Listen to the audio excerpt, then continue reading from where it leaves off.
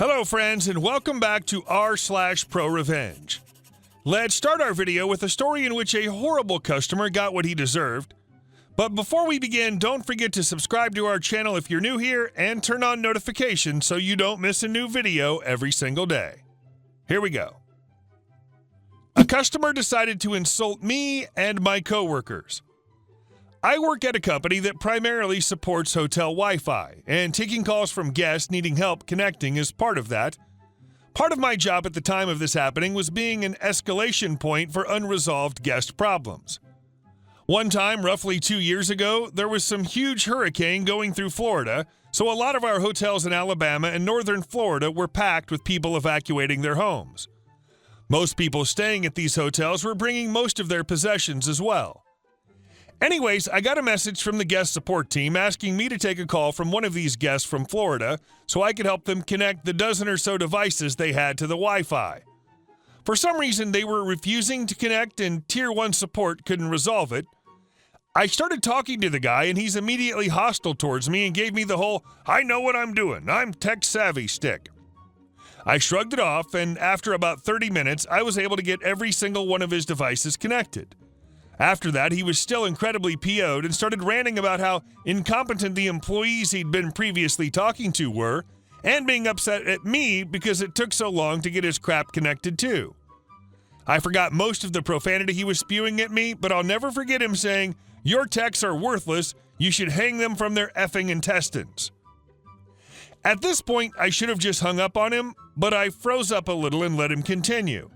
He ended up insisting that I help him set up his Plex server, which is against the hotel's TOS, since he could potentially be using it to stream movies illegally. I finally got my manager involved and we called the GM of the hotel and brought her up to speed while the guest was on hold. I got her conferenced into the call, and immediately she began chewing him out and telling him he cannot talk to their support staff this way and that we had other, more considerate guests to be assisting. He tried defending himself, telling her how long we took, but she was not having it and told him he had 2 hours to get all of his belongings and leave or she would call the police. I'm not sure why she let me stay on the call for this long, but this guy begged her to let him stay since he'd just finished lugging everything he owned into his room and every other hotel around was booked. She didn't budge, however, and after scolding the guy some more, she told me I could disconnect. Never in my life had I seen justice delivered so swiftly. This is the story I always tell people when talking about crazy support calls. Please remember this the next time you consider blowing up at tech support staff. And our next story. Owner screws me over, screws up his business. About 5 or 6 years ago, I was relatively new to the workforce, having worked one minimum wage job at Mickey D's. I'd been there almost 2 years, but had little experience elsewhere. Well, this one lady always came through early every morning to order a large Diet Coke and would take a few minutes to talk to me. I mentioned to her that I was displeased with my bosses and the working conditions, and she invited me to come apply for a job at not FedEx because they were always running low on employees. That should have been my first red flag. The second red flag went completely over my head because at this point I was 17 with no previous job experience.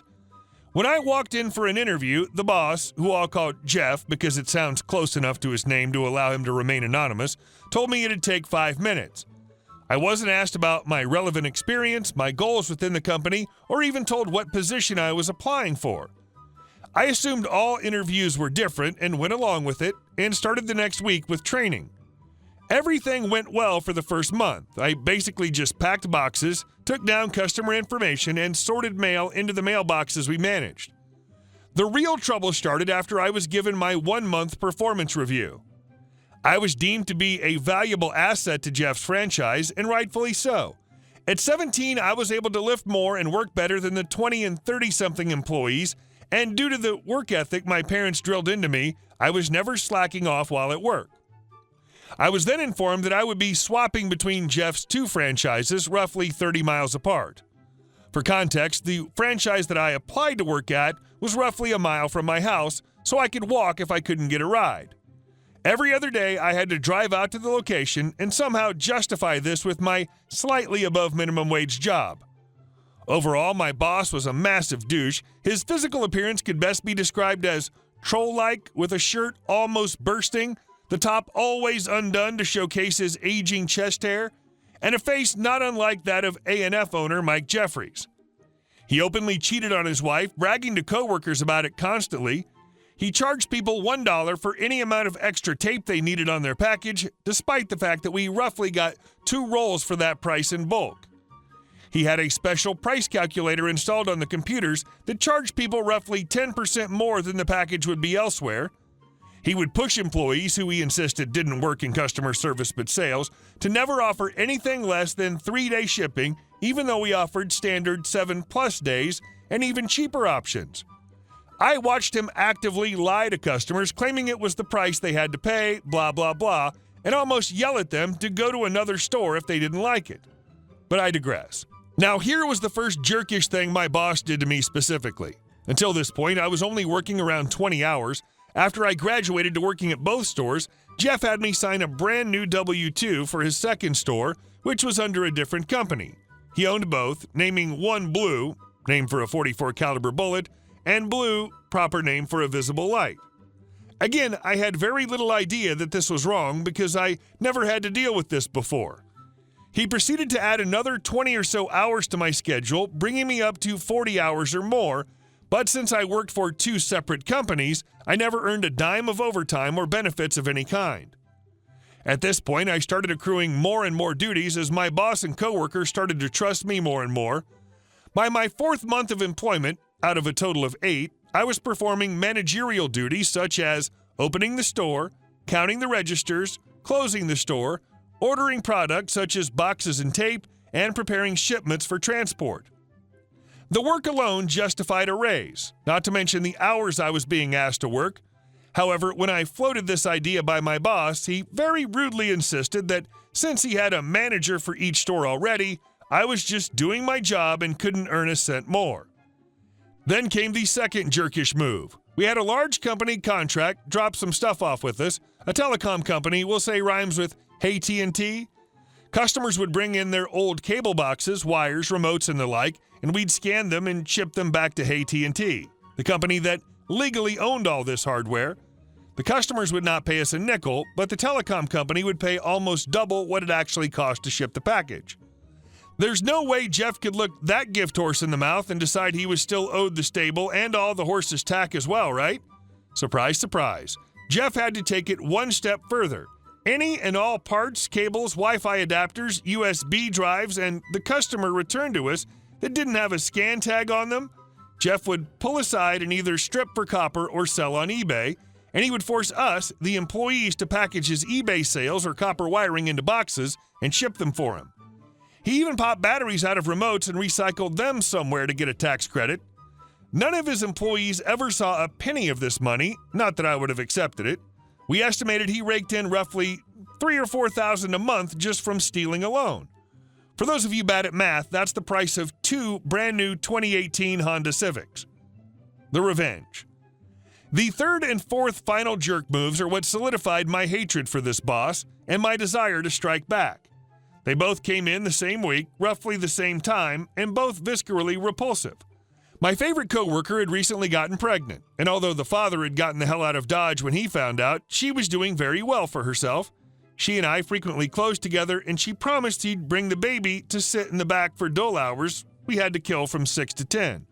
We also had an annual store review from corporate that week, so our boss called a late-night meeting after we closed one day. Our boss started out by saying that he was proud of our pregnant coworker for working so hard, even with her disability. Yes, even his sense of humor was slimy. Then, in front of all 15 employees, he fired her. He told her that because the Christmas season was coming up and she would only slow down the store being pregnant and all, he had to let her go. After she left, hatred seething in her eyes, he turned back to the 14 of us who were left stunned and continued on like nothing had happened. He proceeded to tell each of us our jobs for this weekend, leaving mine for last. My job, because I used to drive a decently sized minivan, was to ferry the corporate required supplies, cash for the safe, and our one working fire extinguisher between the 2 stores while he kept corporate distracted between visits. At this point, I'd taken enough crap from this guy, and I formulated my plan. I started by calling the AT&T fraud department and telling them everything I knew. I took pictures and emailed them directly to the rep I was talking to, who seemed a little too excited about fraud being committed. I then scheduled a visit from a AT&T rep at the same time corporate was supposed to show up. My next step was to call not FedEx and explain exactly what I just told y'all, with a few extra things thrown in that I couldn't share for privacy reasons. They promised to send a rep as well to the same store at the same time. The final step was put into action that Saturday. I dutifully loaded up my van with the supplies, cash, upwards of $4,000 if I remember correctly, and fire extinguisher and headed out. Except I did the exact opposite of what Jeff wanted. I took the crap to the first store he owned, which was the second one to receive a visit. After he texted the team saying they were moving on, I packed up all the crap and drove it to the other store they just left. Now, I'm unsure exactly what happened at the other store, but from some coworkers I pieced together that not FedEx's rep showed up right after I left, but didn't stay long, and the AT&T rep showed up just before Jeff had arrived and had time to hide his ill-gotten gains in his office. The one coworker who was close enough to the office during the corporate meeting said there were lots of angry words being thrown and threats being made towards Jeff and his position as a franchisee. He also lost his franchise's ability to ship for AT&T, at least for a period of time. Regardless, the very next day I was off because I was, as cliche as this sounds, I swear to God it's true, helping my grandfather who just got out of the hospital. I receive a call from Jeff. He fired me right then and there, citing my usage of the work computer to run a Photoshop business during work hours. So I contacted my State Department of Labor about the stuff he pulled with his W-2s. It's at least worth finding out whether what he did is legal. He was, however, fined for not having proper supplies in his stores, as well as forced to use corporate's package rates rather than his own. So in some small way, my revenge worked. He currently has a 2-star review on Yelp for both of his businesses, and I hope to have a party outside his store one day when it goes belly up. Hey guys, thank you all for watching the video. I'll see you in the next one.